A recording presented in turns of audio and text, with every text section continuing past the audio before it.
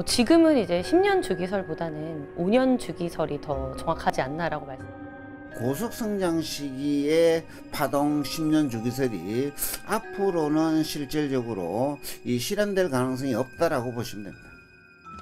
부동산 시장 속설 중 하나인 10년 주기설. 아파트 값이 약 10년을 주기로 하락과 상승을 반복한다는 이야기입니다.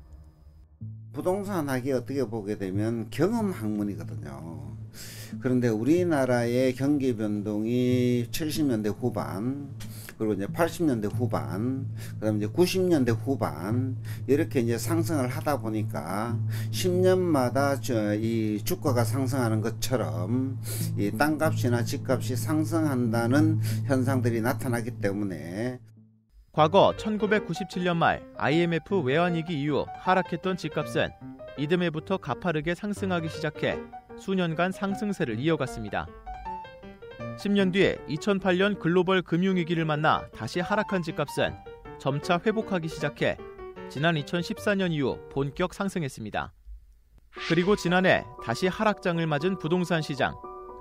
급격한 집값 상승 뒤에 수년간 침체가 이어졌던 과거의 패턴이 반복될지를 두고 의견이 갈리면서 10년 주기설에 대한 관심이 높아지고 있습니다.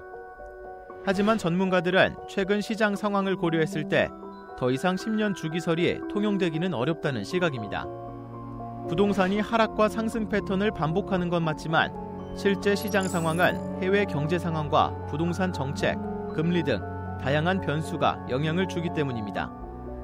지금은 이제 10년 주기설보다는 5년 주기설이 더 정확하지 않나. 지금 같은 경우에는 어떤 주기에 맞췄다기보다는 어떤 정책이라든지 금리랑 그리고 세계 경제 상황에 의해서 부동산 시장의 등락이 굉장히 크고요. 요즘 같은 시대에는 특히나 가장 주목해서 보고 있는 것이 지금 금리입니다.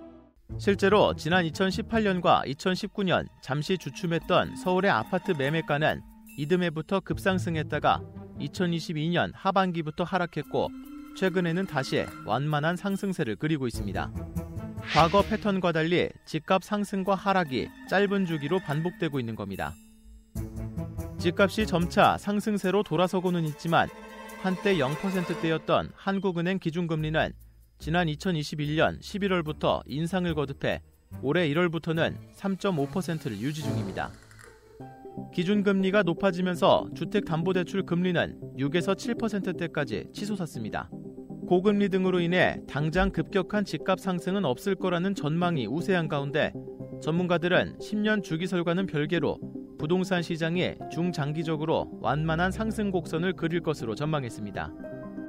금리 같은 경우에는 보통 이제 2, 3년 안에 안정되는 경우가 굉장히 많고 현재 같은 경우에도 이제 물가를 잡기 위해서 금리를 조정을 하고 있는 국면이 있기 때문에 2년 정도 이후에는 공급량도 부족하고 금리도 내려갔기 때문에 어떻게 보면 부동산이 다시 상승하고 가격이 회복될 가능성이 굉장히 높다라고 말씀드릴 수가 있겠습니다. 이 소득 수준이나 경제 가치가 높아지게 되면 집값도 상승하기 때문에 기본적으로 이 하락하거나 상승하는 파동은 있지만 이 장기적인 측면에서 살펴보게 되면 우상향 기조를 유지할 것으로 이렇게 보고 예전처럼 급격한 우상향의 어떤 기울기보다는 완만한 상승 곡선을 그리지 않을까 이렇게. 부동산 10년 주기설. 상승과 하락은 여전히 반복되지만 그 주기는 더 짧아질 것으로 보입니다.